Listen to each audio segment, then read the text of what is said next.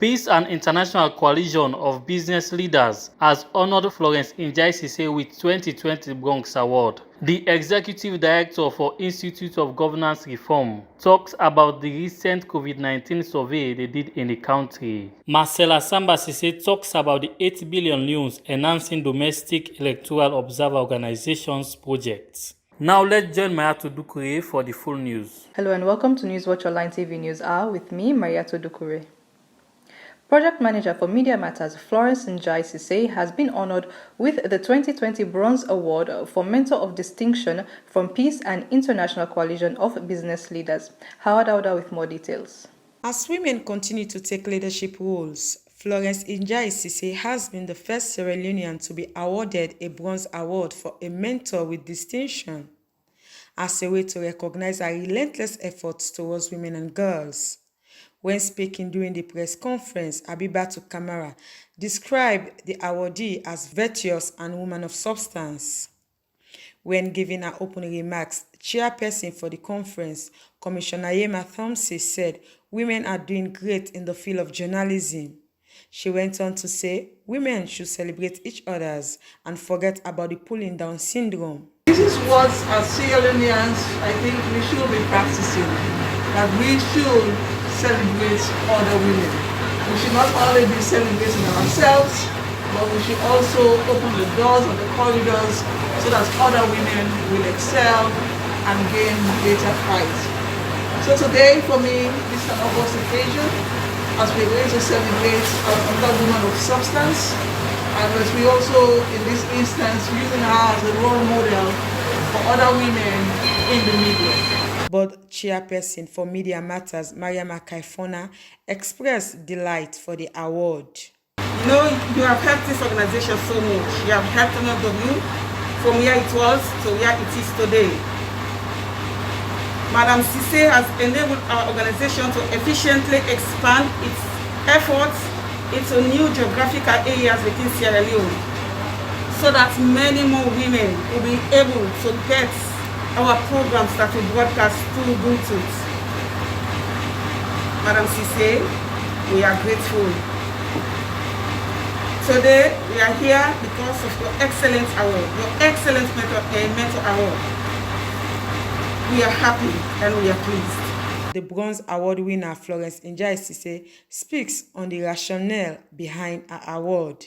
BP's award is a very distinct award that it is given to only 20 women across the world, and you have to first of all write something like the story of what exactly you've done that have impacted women and girls across the country. So I did my story. I've been working with the former First Lady of Sierra Leone, and one of the things that I mentioned was the National Girls Camp, which was an empowerment program for young girls and women. And again, in my current job where I'm working, which is Media Matters for Women, we've given the platform for young women at their community level. Women are calling for more inclusion. Reporting for Newswatch Online TV, I am Howard Auda. The head of communications at Electricity Distribution and Supply Authority, SANEPO, in an interview with Newswatch said that the Freetown rehabilitation project that is ongoing is a way to resolve the low voltage problem in and around the country. If you check the lines now, you see that ETSA has engaged in massive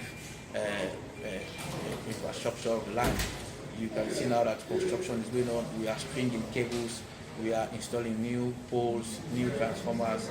For instance, if you go to the Congo Cross, just very close to the first station, you see that we have installed a new transformer. We have a new substation.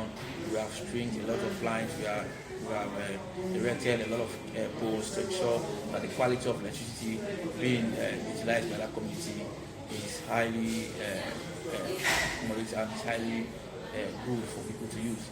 If you go to Godwich, you go to Lumley, you go to Kialma Road, other areas we are working on. The project is Freetown rehabilitation. We are rehabilitating the network to ensure that the problem of low voltage is totally resolved and ensure that we sustain the quality of electricity that is being consumed by the people. This, to a certain extent, will help people to utilize their appliances in a much effective manner without causing any mayhem on their appliances. Management will start a program called Meet and Greet Our Customers. The essence of this project is to ensure that we are able to get feedback from our customers. For instance, if we visit your premise, we'll be able to ask you questions on the quality of supply you have, what meter you're using, how was it connected from the pole to your house, and whether you are enjoying the power that is being consumed by your house. So receiving the feedback from you will better inform us as to the services we are offering to the public, and will also better inform us to prepare and be able to do proper maintenance and restructuring of our infrastructure. The Executive Director for the Institute of Governance Reform, Andrew Lavalley, in an interview with Newswatch TV, talked about the recent COVID-19 survey they did in the country, which, according to him, 37% of the people prefer livelihood than protecting themselves from COVID-19. The Institute of Governance Reform has partnered with the MIT, the Massachusetts Institute of Technology in the US, to undertake a number of data collection and publication to advise the government of Sierra Leone on how to effectively respond to Ebola, to Corona.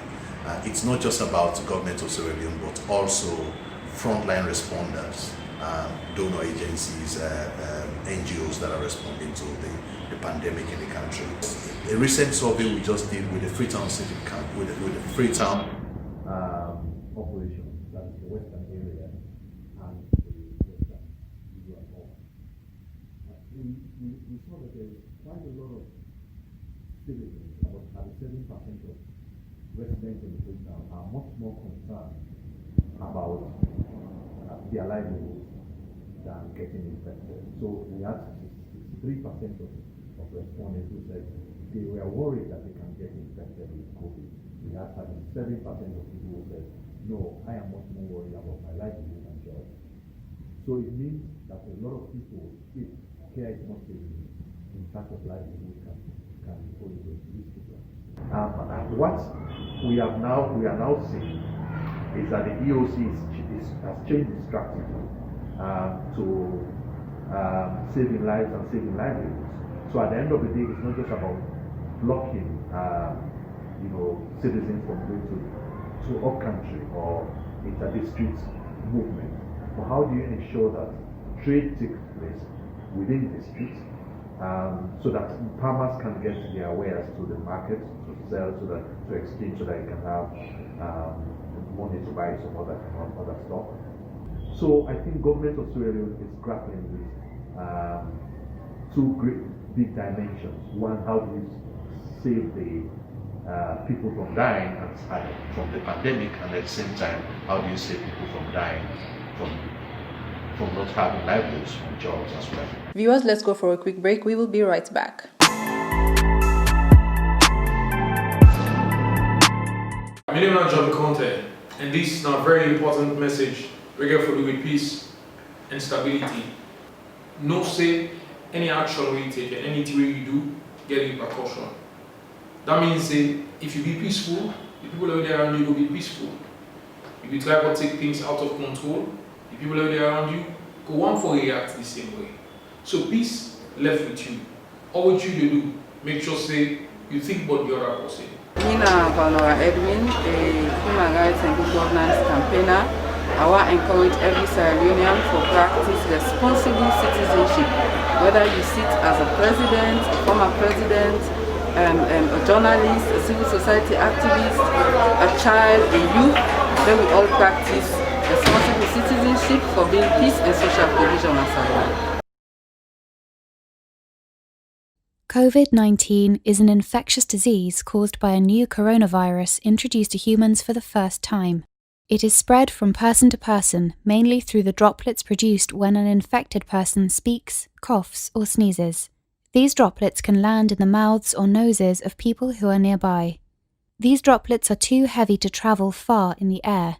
They only travel approximately 1 meter and quickly settle on surfaces. This is the reason person-to-person spread is happening mainly between close contacts. The exact time that the virus can survive on surfaces is not yet known. So it is wise to clean surfaces regularly, particularly in the vicinity of people infected with COVID-19. Hands touch many surfaces, which can be contaminated with the virus. You should therefore avoid touching your eyes, nose, or mouth, since contaminated hands can transfer the virus from the surface to yourself. When coughing or sneezing, cover your mouth and nose with the bend of your elbow or use a disposable tissue. If a tissue is used, discard it immediately into a closed bin. Welcome back. You're still with us at Newswatch Online TV News Hour, and I am Maria Tudukuri. Kindly hit the red button below.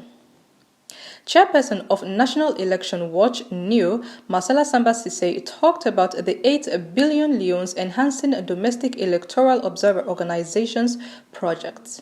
This is a project that has just been supported by the European delegation in Sierra Leone, and it's about ensuring that elections observer groups like National Elections Watch remain relevant during years that elections are not happening, making sure that those recommendations, those reforms that are needed in electoral processes are not only written on reports, but that the reports have been taken forward.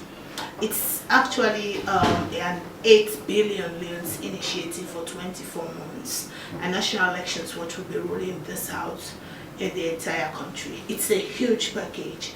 It would look at the 103 recommendations that elections observation groups and monitors put forward in 2018, whether it's the European Union Observer Group, whether it's the Commonwealth Observation Group, whether it's National Elections Watch, the ECOWAS. So it's all the recommendations came to about 103. We'll be looking at that and looking at how feasible it is, for example, to push issues of reform around constitutional review, issues around the nomination fees, and making sure that there's affirmative action. The political space,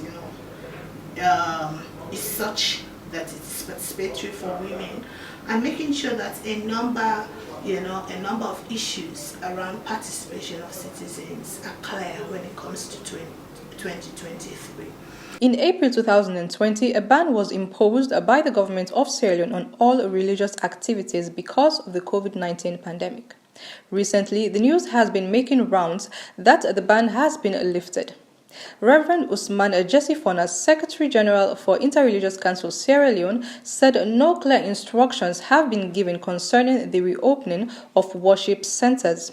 Let's join him to hear more about the story. The fact of the matter is that no clear-cut instruction has been given for the reopening of churches and mosques or any worship center in the country of Sierra Leone. Indeed, the Interreligious Council held a meeting with His Excellency the President 1 week ago, wherein we shared with him the need for him to relax the ban whenever it is convenient with the COVID-19 in consultation with the religious leaders. He gave us an assignment to go back and advise him on what mechanisms can the religious leaders put together if he is to allow the worship centers to be reopened, considering that we still have COVID-19 with us. The religious leaders came back and asked the various sectors, the Muslims to meet on their own, the Christian groups to meet on their own, because our methods of worship are not the same, so that they can proffer suggestions as to what they can do in that decision. As far as I know, the consultations are still ongoing. There have not been any logical conclusion yet. And the Christians have met on Monday and they had a second meeting on Wednesday. The Muslims met on Wednesday and they have a second meeting on Friday, today. And on Monday next week, the consultative meeting will be meeting with the entire Christian body on Monday, and the Muslims will have to do the same. They will have to bring together both Muslims and Christian representatives to share with each other what are the issues that they have come up with. And they will form one document which will form the decision of the religious leaders of this country with reference to the ban on the closure of worship areas. And they will present that to the president. then His Excellency the President will then have the mandate, the liberty to announce what his government feel about the suggestion that we're making to him. So until that is done, there has not been any information, any order given for the reopening of churches or mosques as it is being revealed on social media. Viewers, thank you very much for joining us on this episode of Newswatch Online TV News Hour. Kindly subscribe to our YouTube page and follow us on our pages on Facebook, Instagram and Twitter, which are all Newswatch Online TV News Hour. I have been your presenter, Maria Tudukure. Thank you very much and stay safe.